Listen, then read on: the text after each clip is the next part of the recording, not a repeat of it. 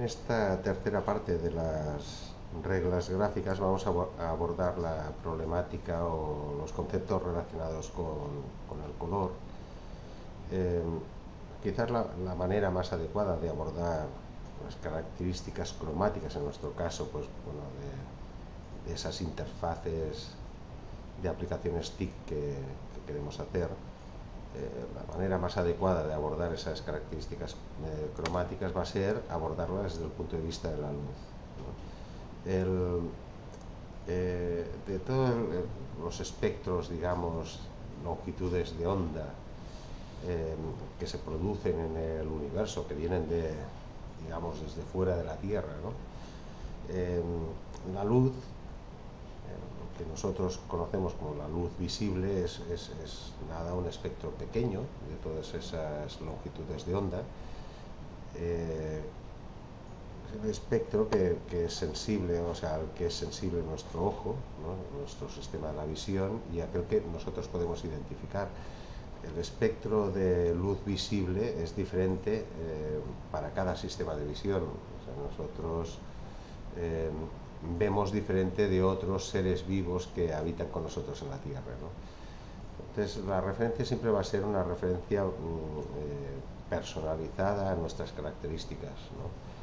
A nuestras características, tanto físicas como a la manera de interpretarlo posteriormente o a la manera de trabajar con él posteriormente, ¿no?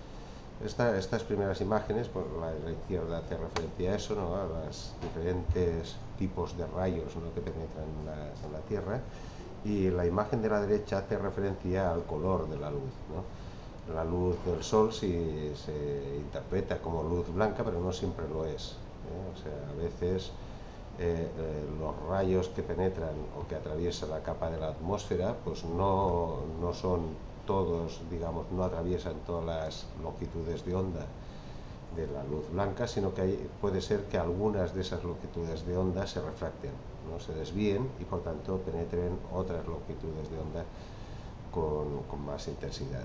La imagen, esta imagen de la derecha, pues bueno, se ve cuando la luz del sol pues penetra perpendicularmente, ¿no? O sea, a la superficie esa esférica de la atmósfera, pues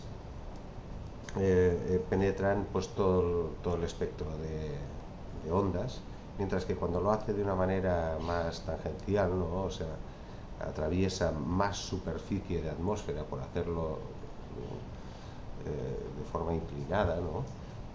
O desviada, pues entonces al tener que atravesar más atmósferas es más fácil que aquellas longitudes de onda que son más propensas a ser refractadas se refracten y por tanto queden únicamente aquellas que consiguen atravesar esa longitud de la atmósfera, ¿no? Ese trozo de atmósfera más extenso. Entonces, eso explica por qué en algunos momentos, o sea, en atardeceres o amaneceres, podemos estar viendo pues, el sol teñido de rojo, ahí el cielo teñido de rojo, ¿no? Que es porque queda iluminado sobre todo con estas ondas, ¿no? Las ondas que son más cercanas a los colores cálidos, ¿no? Y al rojo concretamente. El resto de ondas pues han sido refractadas. Bien, la refracción y la reflexión de la luz forman parte del todo, o sea, del mecanismo por el cual los objetos se tiñen de color, ¿no? Los objetos tienen la característica, dentro de sus características está la capacidad para absorber, depende qué longitudes de onda de la luz blanca. Forma parte de sus características físicas, de manera que un objeto que por ejemplo, poniendo un ejemplo, absorbe su material, el material del que está compuesto absorbe las longitudes de onda correspondientes al verde, o más cercanas al verde, y refleja las restantes, ese objeto se percibe con todos los colores, la suma de los colores que componen la luz blanca, menos el verde, que ha sido absorbido. Por tanto, se vería aproximadamente o tendiendo a los colores cálidos, rojo, naranja, etcétera, ¿no? Entonces, esta propiedad es la que tiñe de color a los objetos, ¿eh? O sea, es la reflexión de la luz sobre los objetos y la absorción de esos objetos, o los materiales de los que están compuestos los objetos, de una parte de ese espectro de luz blanca, ¿no? Una parte es absorbida y la otra reflejada. La parte reflejada es la que tú percibes. Entonces, los colores resultantes de la refracción de la luz blanca, son pues estos 8 que aparecen en la imagen. No son posiblemente los colores más importantes, o sea, cara tanto al diseño como al trabajo desde el punto de vista cromático cobran más importancia otros colores que estos, pero sí que son aquellos, digamos, los colores principales, sobre los que continuamente se suele hacer referencia para las tareas de composición gráfica o de creación gráfica. Bien, la imagen que tenemos ahora en pantalla hace referencia a la síntesis de la luz, ¿no? Y de los colores. Digamos, en el hexágono que tenemos a la izquierda, pues tenemos la síntesis aditiva, que es teniendo en cuenta los colores luz, y en la imagen de la derecha la síntesis sustractiva, que es teniendo en cuenta los colores sólidos, o sea, o los colores resultantes después de la reflexión de la luz, ¿no? Después de que un objeto haya absorbido parte de los rayos, ¿no? De las ondas que componen la luz blanca. Entonces, si nos vamos a la síntesis aditiva, veremos, o sea, los colores primarios, los colores fundamentales a partir de los cuales se pueden generar todos los restantes, son 3. O sea que son distintos de los colores en los que se refracta la luz. O sea, la refracción nos da 8 colores principales, mientras que los colores primarios, ¿no? Aquellos a partir de los cuales se pueden generar los restantes, son solo 3, ¿no? En la síntesis aditiva son el rojo, el verde y el azul, un rojo y un verde y un azul determinados, no cualquiera, y de manera que si sumamos estos 3 colores, el resultado es luz blanca, O sea, habríamos conseguido sumar todos los colores del espectro de la luz blanca, ¿no? De la luz visible.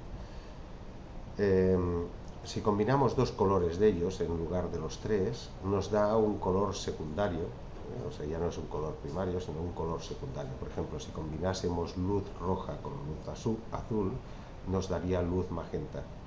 Si combinamos luz roja con luz verde, nos daría luz amarilla. Si combinamos la luz verde con la luz azul, nos daría luz de color cian. Y en los colores secundarios, resultantes de la suma de los primarios en la síntesis aditiva, son los colores primarios en la síntesis sustractiva. Esto tiene su sentido porque, de hecho, los colores en los objetos, los colores sólidos, son de alguna manera aquellos que quedan después del color luz, ¿no? Después de ser reflejados en los objetos. Por tanto, esta relación de más menos, o sea, entre unos y otros componen el total de, digamos, de los colores visibles, de la manera de interpretar o relacionarnos, o de relacionarse entre sí estos colores, tiene su sentido, ¿no? Entonces, ¿qué es lo que ocurre? Que en la síntesis sustractiva nos encontramos que los colores primarios son los secundarios de la síntesis aditiva, mientras que los colores secundarios, por ejemplo, el verde, el azul y el rojo, son los colores secundarios, son los colores primarios de la síntesis aditiva, ¿no? O sea, hemos pasado de los secundarios en la aditiva pasan a ser los primarios en los colores sólidos, y los secundarios, resultados de una mezcla en proporciones iguales de los colores primarios, pasan a ser los secundarios. Entonces, la suma de los primarios en la síntesis aditiva, que son el cian, el amarillo y el magenta, la suma de estos colores dan como resultado el color negro. O sea, si mezclamos materiales que absorben el azul que absorben el verde y absorben el rojo, o sea, tres materiales que absorben cada uno de ellos uno de los colores primarios de la luz, ¿no? El resultado será que todo el espectro de la luz blanca será absorbida por ese material y por tanto el color resultante con el que nosotros veríamos ese objeto es el negro. De hecho, el color negro es la ausencia de reflexión de luz sobre ese objeto. La interacción entre estos colores, o sea, estos instrumentos de los colores primarios, tanto sólidos como luz, este instrumento es fundamental a la hora de trabajar. O sea, todos los sistemas actuales de edición gráfica trabajan según estas dos síntesis y te permiten trabajar de una manera o de otra, o sea, con una o con otra indistintamente, ¿vale? Pero tiene sus consecuencias trabajar con una o con otra, ¿no? Entonces es conveniente pues conocerlas bien y conocer su origen. Bien, los colores secundarios son colores en general limpios, brillantes, o sea, este aro que tenemos aquí a la izquierda es todo resultante de colores secundarios, ¿no? Es una representación, la que tenemos aquí, de colores sólidos, o sea, los tres primarios representados con unas redondas un poco más grandes son el amarillo, el magenta y el cian, ¿no? Y el resto pues son secundarios obtenidos a partir de ellos. Entonces, cuando nosotros utilizamos el sistema de colores sólidos, a este sistema se le suele llamar TINC, ¿no? Que es lo que tenemos aquí a la derecha. Esta tabla que tenemos a la derecha es el porcentaje de cian que tiene un color, el porcentaje de magenta y el porcentaje de amarillo. Y además un cuarto color, que es el negro, ¿no? Es aquellos píxeles o puntos de color negro que se incluyen.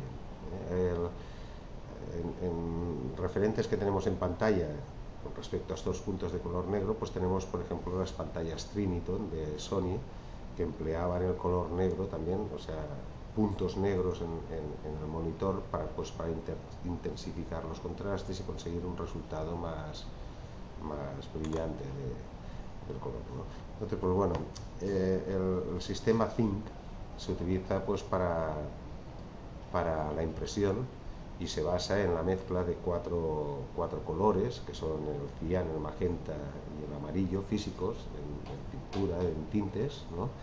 En un sistema de impresión, como puede estar utilizando pues una impresora láser o una impresora de inyección de tinta, ¿no?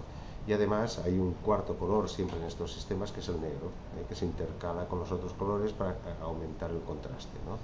Aumentar la oscuridad del color que se pretende dibujar, ¿no? Los colores secundarios y primarios son poco interesantes desde el punto de vista del diseño de las interfaces, por ser poco realistas en general, o sea, no son colores que se suelen utilizar fácilmente, ¿no? Y se caracterizan porque en los porcentajes de los colores solo intervienen dos y hay uno de los colores que es cero, su resultado es cero. Por tanto, los primarios tendrían un 100% en un solo color, ¿no? Y los secundarios tendrían un porcentaje de dos colores y cero en los restantes, ¿no? Pero son colores poco realistas, es muy raro verlos en la realidad, ¿no? Generalmente cuando los vemos están filtrados por la atmósfera y por tanto no tienen esta apariencia, y entonces siempre que sean utilizados en una interfaz, pues esa interfaz adquiere un cierto aire de irrealidad, ¿no? Los espectros o sea, las gamas cromáticas, ¿no?, que se utilizan, las diferentes gamas cromáticas que podemos utilizar y que son habituales, ¿no? Pues tenemos la del ojo humano, pues es una gama mucho más concentrada en el verde, que es esta forma, digamos, así un poco oblonga, ¿no?, elíptica, ¿no?, que tenemos en el fondo. Los colores que están ahí representados representan aquellos que son visibles por el ojo humano, ¿no?, en donde hay una participación del verde mucho más grande que de otros colores y por ejemplo, pues amarillos y rojos los vemos pocos. O sea, somos capaces de diferenciar pocos rojos y en cambio somos capaces de diferenciar muchísimos verdes, ¿no? Una característica del sistema de visión, ¿no? Y que influye también a la hora de diseñar los gráficos, ¿no? Otras gamas pues son, pues, por ejemplo, la Pantone, que está aquí marcada pues, con uno de los círculos, que abarca solo una parte del espectro de cromático, ¿no? que es capaz de captar la visión humana. El zinc, que incluso es más restrictivo, ¿no? O sea, los colores impresos es todavía una gama más pequeña. Vemos que, bueno, que en los colores impresos hay más rojos, ¿no? que verdes. O sea, ha cambiado hasta una característica natural de nuestro sistema de visión.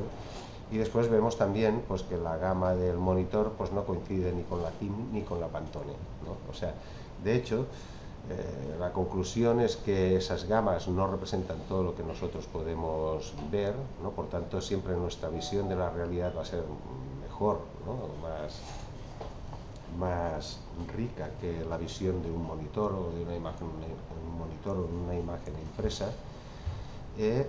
Y además, o sea, hay colores que puede ser que de una gama a otra, pasando del zinc al RGB, por ejemplo, que sería el del monitor, se pierden. O sea, son colores que no pueden ser representados y que son adaptados o personalizados aproximadamente. De hecho, es tal la diferencia que vuelvo a pasar a la imagen de las dos síntesis. Esta representación que se ha hecho aquí de colores no es exacta, porque es imposible conseguir los tonos exactos de los complementarios a partir de los tres colores luz del RGB. O sea, son gamas distintas y hay colores pues, que quedan fuera de las gamas, ¿no? Y nosotros estamos trabajando con colores en un monitor, por tanto son colores luz, ¿no? O sea, hay colores de esa gama que no vamos a poder representar, ¿no? Eso, como una curiosidad, pues merece la pena, ¿no? Los colores más activos o sea, que ofrecen más interacción y a los que más nos vamos a acostumbrar a trabajar, los que son más realistas, ¿no? Son los colores terciarios, que son mezcla de los tres primarios en diferentes proporciones, ¿no? Si las proporciones en las que se mezclan los tres primarios son muy similares, entonces da como resultado un gris. O sea, si utilizamos la misma cantidad de rojo que de verde que de azul, el resultado será un gris, más claro, más oscuro, pero un gris, ¿no? Dependerá de la cantidad de luz que le añadamos. Bien, la relación entre los colores, o sea, dentro de los colores terciarios, hay una interacción que es muy interesante, no tanto porque nosotros le podemos sacar provecho a esa interacción, que se lo podemos sacar, como ya veremos en gráficos posteriores, ¿no?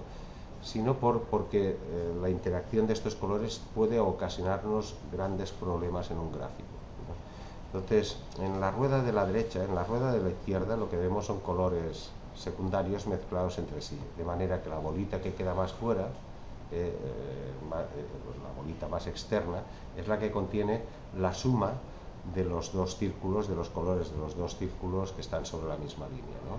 y están más centrados, más hacia el centro, ¿vale? Por tanto, aquí es evidente, dos naranjas nos dan naranja, dos rojos nos dan rojo, etcétera, ¿no? Si vamos girando, de manera que el naranja lo mezclamos con un azul o con un verde, el resultado es diferente, ¿no? Entonces hay un momento, si vamos girando una de las ruedas y mantenemos la otra quieta, las dos interiores, llegará un momento que la bola de fuera, la suma de las otras dos bolas, nos va a dar un negro. Esto en un sistema de representación zinc, ¿no? O sea, una síntesis aditiva. Nos daría negro en una síntesis... una síntesis sustractiva nos daría negro, una síntesis aditiva nos daría un blanco, ¿no? Bien, los dos colores que interactuando nos dan como resultado el blanco o el negro, dependiendo de la síntesis que utilicemos, si son colores luz o colores sólidos, esos dos colores se llaman complementarios, O sea, son dos colores que sumados dan el total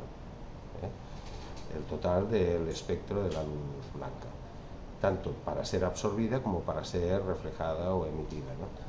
Entonces esos colores se conocen como colores complementarios y tienen una interacción muy fuerte entre ellos. En un mismo gráfico, dos colores complementarios reaccionan si cabe, de manera violenta, ¿no? Y entonces ese contraste, se produce un contraste muy intenso que tiene unas consecuencias. Tiene consecuencias prácticamente en todos los aspectos, en el orden de lectura del gráfico, en consecuencias espaciales, etcétera, ¿no? Entonces, el conocimiento de las relaciones entre estos colores complementarios es importante, ¿no?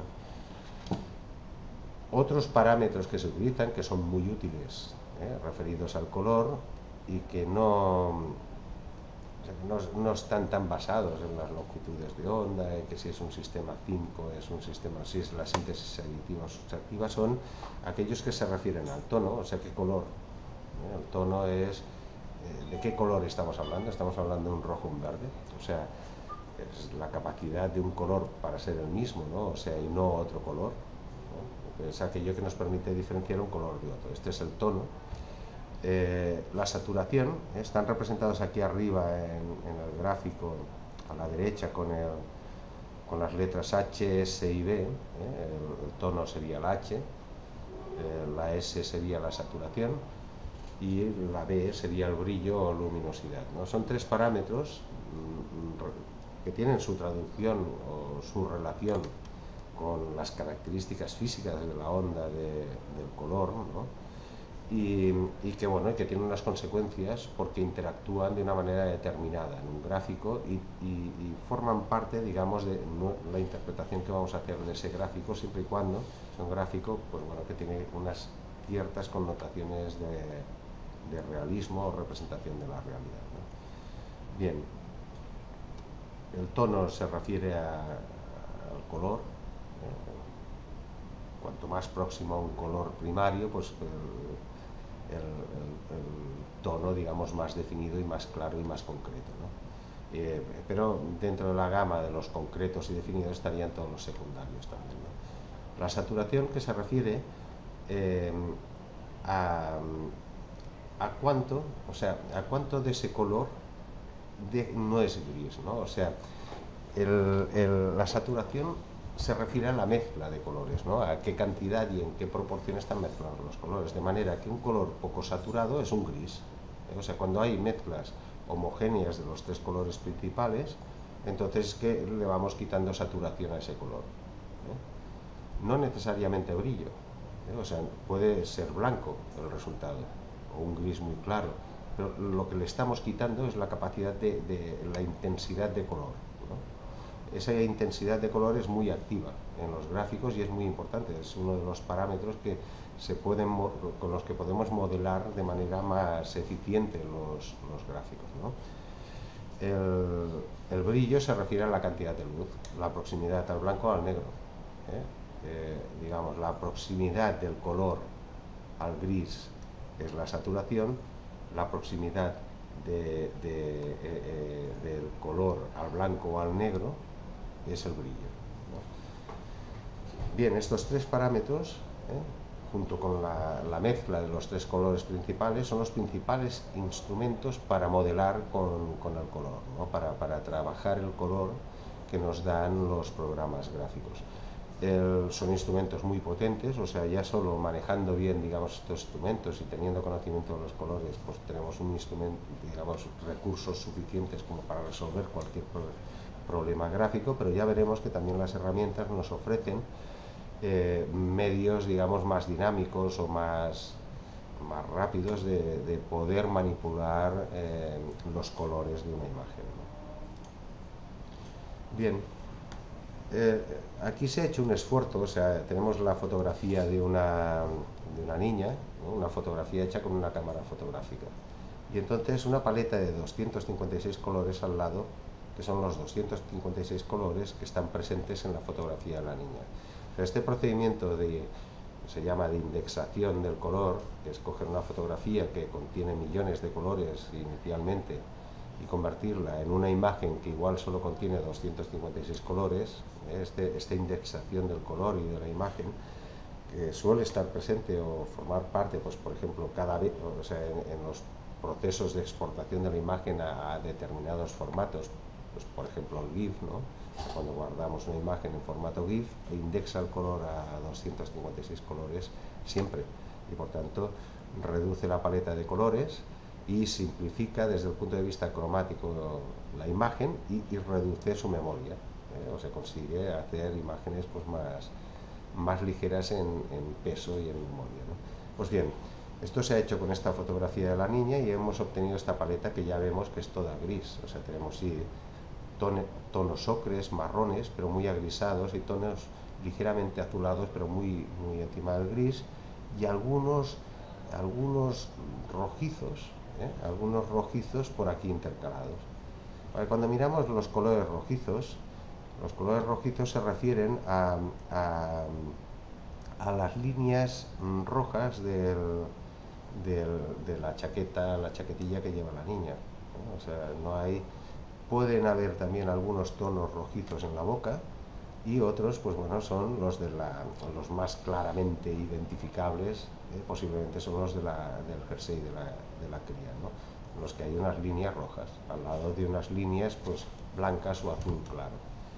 Pues bien, si ampliamos la imagen, y capturamos el color de la línea roja del jersey, resultará que el color de la línea roja es un color que sí que tiene un componente rojo, lo vemos aquí, ¿no?, en la imagen de la derecha del todo con la flecha, un componente rojo fuerte, pero bueno, también contiene verde y azul. Por tanto, es un color terciario que, visto arriba en el recuadro, es claramente un marrón. O sea, si este color lo vemos aislado, diríamos que es un marrón tirando a rojizo, pero es un marrón, claramente un marrón, ¿vale? Y si lo comparamos con el rojo primario, el que tiene 255 de rojo y 0 del resto de colores, veremos que, bueno, que la diferencia de colores es enorme, ¿no? O sea, el rojo está muy lejos. ¿Qué quiere decir esto? Quiere decir que los colores lo son, y los tonos y las características del color lo son siempre en un contexto. O sea, el color es relativo al contexto en el cual se encuentra. O sea, un marrón puede verse perfectamente como un rojo dependiendo de los colores que tiene alrededor, ¿no? Por tanto, el color siempre se ha de seleccionar en función del conjunto de colores que se van a emplear en el gráfico. Alguna de las técnicas gráficas que se suelen utilizar es una reserva de colores, o sea, se escoge la gama cromática. Esto sobre todo lo utilizan mucho en el diseño de moda, o sea, donde, bueno, la gama cromática, pues bueno, a partir de la selección de la gama cromática hay todo un proceso industrial, ¿no? Hay que tintar las prendas, etcétera, ¿no?, hacer los estampados, etcétera. Por tanto, a priori se tiene que reservar o decidir esa gama cromática.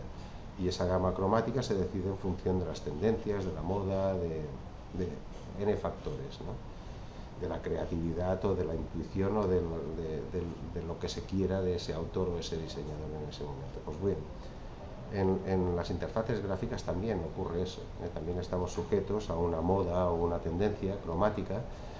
También depende de la personalidad de la persona del diseñador, ¿no?, en el momento de ejecutar esa obra, depende de qué condicionantes tiene. O sea, pues por ejemplo, la inserción de un logotipo de marca corporativa que pueda tener algún color muy saturado dentro de su gama puede condicionar totalmente el diseño de la interfaz desde el punto de vista cromático, etcétera.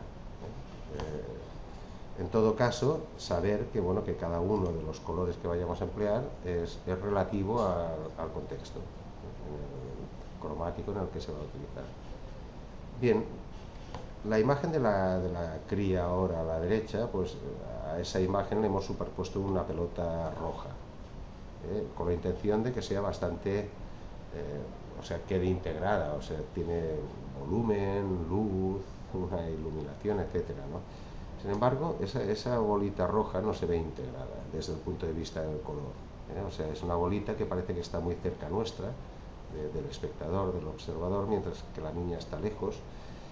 Si la bolita está muy cerca nuestro, es una bolita muy pequeña comparada con la niña, posiblemente podría ser casi como del tamaño de la cabeza de un alfiler o un poco más, ¿no?, mientras que la niña pues está mucho más lejos de nosotros. O sea, hay toda una serie hay un algo en esa imagen que nos hace rechazarla como una imagen válida, o sea, cuando la vemos, puede ser válida en un contexto en el cual hay algún fenómeno, digamos, especial o mágico que se produce, ¿no? Y entonces tú creas esta imagen con un cierto ambiente mágico, ¿no? Y puede funcionar esta pelotita roja en esas circunstancias, pero si lo que pretendemos es introducir un elemento en el espacio de la fotografía que sea verídico y real, pues nos estamos equivocando, ¿no? Entonces, ¿por qué pasa esto? Bueno, sencillamente pasa porque la gama cromática de la pelota roja, ya se ve en la paleta de la derecha, está fuera del conjunto. O sea, lo que se dice generalmente, que también se aplica para la música, se ha desentonado. Estás desentonando el color, ¿no? El color está saliendo fuera de la gama. Y al salir fuera de la gama ya no se percibe dentro del espacio, ya no se percibe con realismo, ya, ¿eh?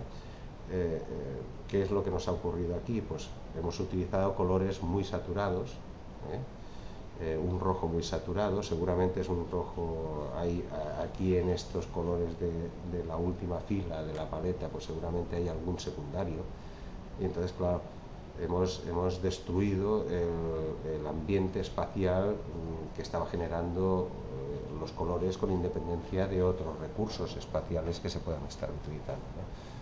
Bien, un instrumento para homogeneizar y para homogeneizar la gama cromática, ¿no? Para entonar los colores, suelen ser los filtros, que es la imagen que tenemos a la izquierda. Si nosotros sobre una imagen que tiene colores diversos le aplicamos un filtro, o sea, una lámina transparente de un color, lo que vamos a hacer es entonar todos los colores que hay ahí dentro. O sea, los colores que se aparten mucho del filtro. Por ejemplo, si utilizáramos en la imagen de la cría un filtro de color verde, la bolita, la combinación del filtro verde con el color rojo de la bola nos convertiría la bola en un marrón, y por tanto, ¡pam!, nos la metería dentro de la imagen, ¿no? Y los colores de la cría nos los haría más grises, esos marrones nos los convertiría todavía más en un gris, ¿no? Pero se conseguiría el efecto, graduando este filtro, el efecto de compensar unos colores con otros, de manera que los colores más apartados del filtro quedan mucho más regulados o agrisados que los restantes, ¿no? Entonces los filtros se utilizan en fotografía tradicionalmente, o sea, se utilizan en las mismas cámaras, en los objetivos se introducen filtros que cumplen. Generalmente están tintados muy sutilmente, o sea, tienen unos tintes muy suaves, pero que ya cumplen esta misión de matizar los colores y de colocarlos en una misma gama, ¿no? Nosotros estamos acostumbrados a percibir las imágenes filtradas, y de hecho existe un filtro natural, permanente, con el cual observamos absolutamente toda la realidad, que es el filtro de la atmósfera, que es un filtro, pues bueno, que en algunas ocasiones pues tenderá más a colores cálidos, ¿no?, a naranjas o amarillos, y en otras será más azulado. Y de hecho ese filtro atmosférico, que puede depender de muchísimas cosas, puede depender de la polución, de las características de iluminación de una ciudad o sea, nos encontramos con diferencias de iluminación y de composición de la luz, ¿no?, del sol en diferentes ciudades, ¿no? Cuando viajamos es frecuente que notemos este impacto, aunque no seamos conscientes, ¿no? O sea, la luz es distinta, depende del sitio. Y depende también de dónde rebota, ¿no? O sea, si hay montañas alrededor, si están nevadas o no están nevadas, etcétera, ¿no? Bien, pues estos filtros naturales estamos acostumbrados a utilizarlos, y por tanto no nos va, o sea, no va a perder realismo una imagen si utilizamos y la filtramos, ¿no? Bien, los contrastes más abruptos entre colores son los contrastes, pues bueno, generalmente es un contraste de luz, que es el que tenemos en la imagen superior de la izquierda, que es el blanco y el negro, ¿no? El contraste entre el blanco y el negro es un contraste de brillo, de luminosidad, de manera que uno tiene toda la luz, o sea, todo el espectro de la luz visible, y el otro no tiene nada, o sea, no refleja nada, ¿no? Entonces, generalmente estos contrastes son muy activos desde el punto de vista visual. Recordemos ahora que nuestro ojo picotea la imagen, o sea, ver una imagen en un monitor de 20 pulgadas, pues significa, vamos, un recorrido a base de picotazos de nuestra mirada inconsciente, muy rápido y por fragmentos muy pequeños. ¿Y eso qué quiere decir? Quiere decir que, bueno, que cuando nuestro ojo se posa sobre un color de unas características muy, digamos, extremas, e inmediatamente en el siguiente picotazo pasa a otro color de características extremas contrarias, en ese intervalo en el cual nuestra visión se acomoda de un color al otro, ocurren cosas, hay una interacción. O sea, esa interacción se traduce en una percepción de colores diferentes, ¿no? Es un experimento que se suele hacer, es observar este cuadrado, si lo tuviéramos más grande en pantalla, ¿no? Ocupando toda la pantalla, eso lo podéis hacer vosotros en casa, ¿no? Ocupando toda la pantalla, o si no es toda, un porcentaje grande, que sea más grande, ¿no? Cuando pasamos del negro al blanco, con la mirada, entre el negro y el blanco vemos una línea, justo en el borde, en la frontera, vemos una línea de un color más claro incluso que el blanco. O sea, lo vemos más blanco. Ese fragmento lo vemos más blanco todavía que el blanco que hay al lado, a pesar de que es el mismo blanco. O sea, no hay nada que esté pintando esa línea de un color determinada. Entonces, eso se produce por esa interacción con la visión de un caso extremo al otro, ¿no? Lo mismo ocurre pues cuando el contraste es lo que se llama un contraste simultáneo, ¿no? Un contraste entre dos colores que son complementarios. Por ejemplo, el naranja es complementario al color verde, y tenemos aquí un cuadrado sobre el cual hemos colocado otro cuadradito de color naranja. Pues bien, los colores complementarios tienen una interacción muy violenta desde el punto de vista visual. O sea, hay dos interacciones que son interesantes con respecto a ellos. Una es, primero, que tienen tendencia a destruir absolutamente todo el espacio. La sensación espacial queda destruida o tiene muchas posibilidades de que quede destruida, el ambiente o esa percepción del espacio, si en la representación gráfica hemos incluido dos colores complementarios, absolutamente complementarios y con una superficie bastante grande. Por otra parte, siempre uno se intenta percibir como luz y el otro como sombra, ¿vale? Y después, otra interacción que ocurre es que siempre un color intenta convertir en complementario el color que tiene al lado.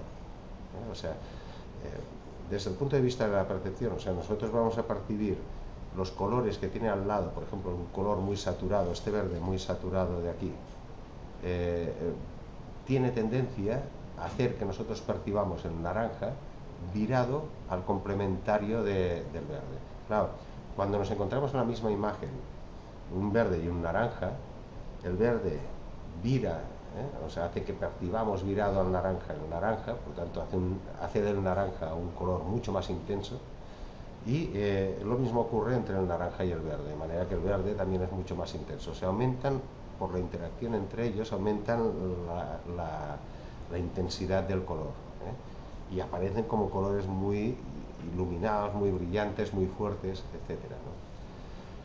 Justo casi lo contrario de lo que hemos visto, esas gamas cromáticas de la imagen realista, que es muy en colores terciarios y muy agrisados todos ellos, ¿no?